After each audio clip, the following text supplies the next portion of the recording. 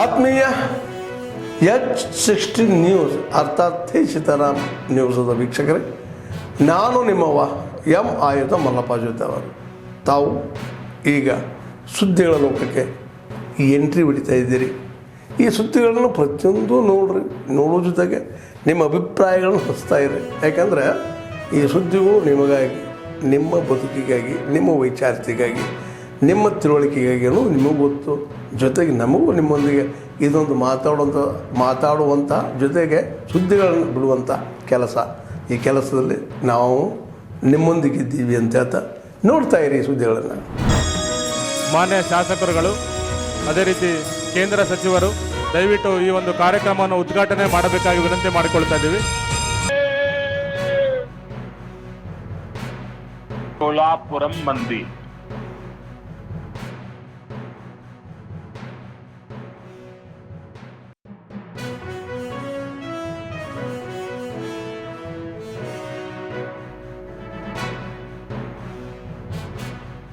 43,28,905 ರೈತರಿಗೆ, ಸುರೇಶ್ ಅವರೇ, vice chancellor ಅವರೇ, DC ಸಾಹೇಬ್ರೆ, ಇಡೀ ರಾಜ್ಯದಲ್ಲಿ 43,28,905 ರೈತ ಕುಟುಂಬಗಳಿಗೆ 877.25 ಕೋಟಿ ರೂಪಾಯಿಗಳು ಇವತ್ತು ನಾವು ರೈತರ ಖಾತೆಗಳಿಗೆ ಇವತ್ತು ದುಡ್ಡನ್ನು ಬಿಡುಗಡೆ ಮಾಡ್ತಾ ಇದ್ದೀವಿ.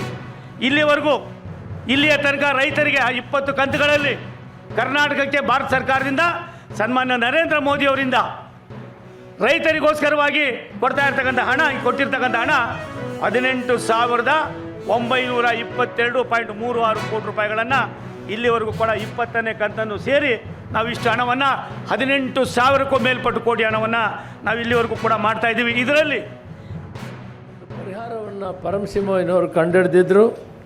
ನಾವು ಕೇವಲ ಎತ್ತಿನ ಹೊಳೆಯನ್ನು ಮಾಡಿ 24 TMC ಕುಡಿಯೋ ನೀರನ್ನು ತರುವಂಥ ಕೆಲಸ ಮಾಡಿದ್ದೀವಿ. ಸುಮಾರು 400-500 TMC ನೀರನ್ನು ಇಲ್ಲಿ ತರಬಹುದು ಅಂತ ಪರಮಸಿಂಹಯ್ಯನವ್ರ ರಿಪೋರ್ಟು ಇದೆ.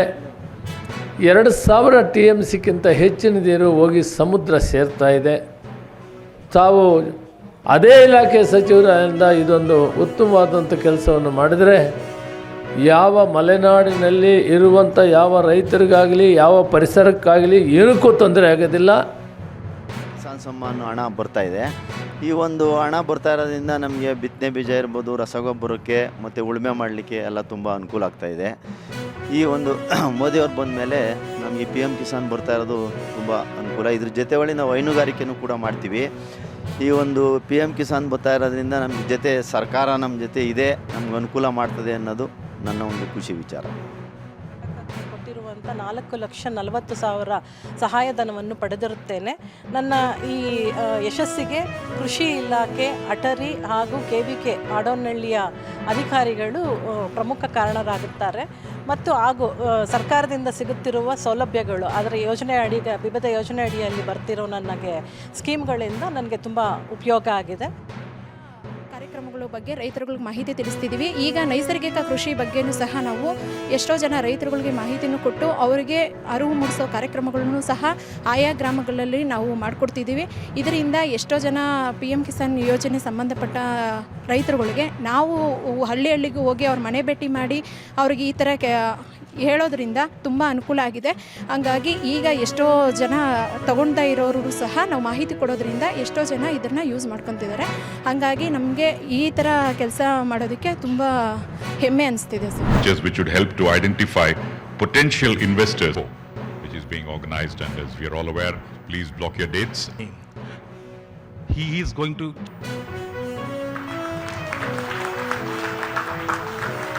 historic rise, contributing nearly 17% to the country's GDP of India there.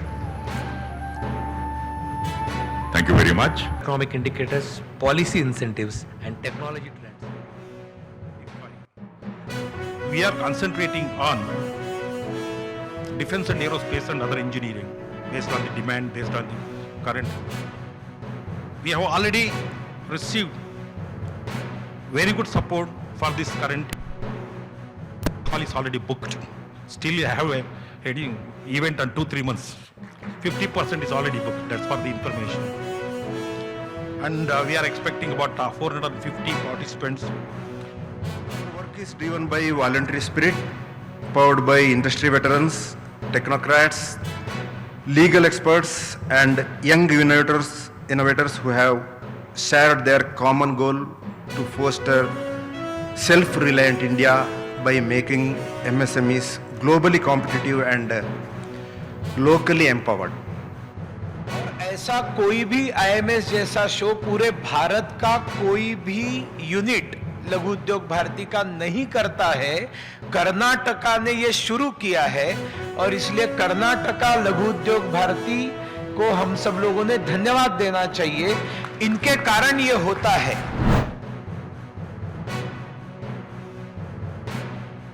ಶಾಸಕರು, ವಿಧಾನ ಪರಿಷತ್ ಸದಸ್ಯರು, ಮಾಜಿ ಶಾಸಕರು, ಮಾಜಿ ಸಂಸದರು, ಮಾಜಿ ವಿಧಾನ ಪರಿಷತ್ ಸದಸ್ಯರು ಇವರೆಲ್ಲರ ನೇತೃತ್ವದಲ್ಲಿ ರಾಹುಲ್ ಗಾಂಧಿ ಅವರ ಈ ಕಾಂಗ್ರೆಸ್ ಪಕ್ಷದ ಸಂವಿಧಾನ ವಿರೋಧಿ ನಡೆ ಏನಿದೆ ಇದನ್ನ ಖಂಡಿಸಿ ಭಾರತೀಯ ಜನತಾ ಪಾರ್ಟಿ ಕೂಡ ಒಂದು ಪ್ರತಿಭಟನೆಯನ್ನ ಮಾಡೋರಿದ್ದೇವೆ. ಆಗಸ್ಟ್ 5ನೇ ತಾರೀಕು ಪ್ರತಿಭಟನೆ ನಂತರದಲ್ಲಿ ನಾವು ಚರ್ಚೆ ಮಾಡ್ತಾ ಅವತ್ತು ನಾವು ಬಹುಶಃ ರಾಜ್ಯಪಾಲರನ್ನು ಕೂಡ ನಾವು ಭೇಟಿ ಮಾಡಿ ಅಲ್ಲೂ ಕೂಡ ಒಂದು ಪ್ರೆಸೆಂಟೇಷನ್ ಅಲ್ಲೂ ಕೂಡ ನಾವು ನೀಡೋರಿದ್ದೇವೆ. ಅವರ ನೇತೃತ್ವದಲ್ಲಿ ನಡೀತಾ ಇರತಕ್ಕಂಥದ್ದು ಸತ್ಯ. ಇದು ಬಹಳ ಗಂಭೀರವಾಗಿರ್ತಕ್ಕಂಥ ವಿಚಾರ. ತಮ್ಗೆ ಅನ್ನಿಸ್ಬೋದು ಏನು ರಾಹುಲ್ ಗಾಂಧಿ ಅವರು ಬೆಂಗಳೂರಿಗೆ ಬರ್ತಾ ಇದ್ದಾರೆ ಆಗಸ್ಟ್ 5ನೇ ತಾರೀಕು, ಫ್ರೀಡಂ ಪಾರ್ಕ್ನಲ್ಲಿ ಪ್ರೊಟೆಸ್ಟ್ ಮಾಡಿ ಪ್ರತಿಭಟನೆ ಮಾಡಿ ಚುನಾವಣಾ ಆಯೋಗವನ್ನ ಭೇಟಿ ಮಾಡ್ತಾರೆ. ನಿಮ್ಗೆ ಯಾಕೆ ಆತಂಕ ಅಂತೇಳಿ ಮಾಧ್ಯಮದ ಸ್ನೇಹಿತರಿಗೆ ಅನ್ನಿಸ್ಬೋದು. ನಮಗೆ ಆತಂಕ ಅಲ್ಲ. ಆದರೆ ರಾಹುಲ್ ಗಾಂಧಿ ಮತ್ತು ಕಾಂಗ್ರೆಸ್ ಪಕ್ಷದ ನಡವಳಿಕೆ ಏನಿದೆಯಲ್ಲ ಇದು ಪ್ರಜಾಪ್ರಭುತ್ವದ ಕಗ್ಗೊಲೆ ಮಾಡತಕ್ಕಂಥ ಒಂದು ನಡವಳಿಕೆ. ಪ್ರಜಾಪ್ರಭುತ್ವದ ವಿರೋಧಿ ನಡೆ ಇವತ್ತು ರಾಹುಲ್ ಗಾಂಧಿ ಅವರದು, ಕಾಂಗ್ರೆಸ್ ಪಕ್ಷದ್ದು.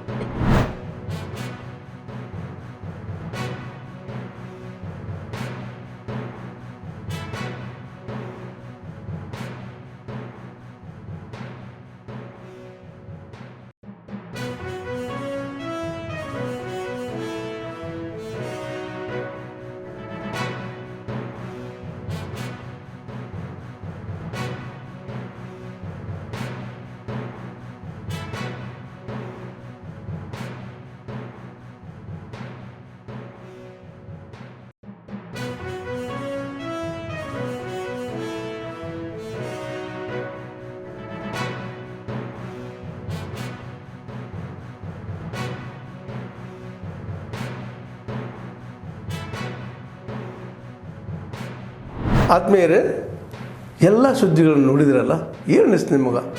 ಇದರಲ್ಲೇ ನಿಮ್ಗೆ ಲೈಕ್ ಆಗಿರ್ಬೋದು, ಡಿಸ್ಲೈಕು ಆಗಿರ್ಬೋದು, ಕಾಮೆಂಟ್ ಬೇಡಪ್ಪ ಅಂತೂ ಅನಿಸಿರ್ಬೋದು, ಕಾಮೆಂಟ್ ಮಾಡಬೇಕಪ್ಪ ಅನಿಸಿರ್ಬೋದು, ಶೇರ್ ಮಾಡಬಾರ್ದಪ್ಪ ಅನಿಸಿರ್ಬೋದು, ಅದು ಮಾಡಬೇಕು ಅನಿಸಿರ್ಬೋದು. ಏನಾದರೂ ಆಗಲಿ ಶೇರ್ ಮಾಡ್ತಾಯಿರಿ, ಈ ನ್ಯೂಸ್ಗಳನ್ನ ಹಂಚ್ತಾ ಇರಿ, ಜೊತೆಗೆ ಇದಕ್ಕೆ ಸಬ್ಸ್ಕ್ರೈಬ್ ಆಗ್ತಾಯಿರಿ ಅಂತ ಹೇಳ್ತಾ H16 ನ್ಯೂಸ್ ಅರ್ಥಾತ್ ಹೇ ಸೀತಾರಾಮ್, ಇದು ಸತ್ಯದ ಕೈಗೆ ನಡಿ. ವಂದನೆಗಳು.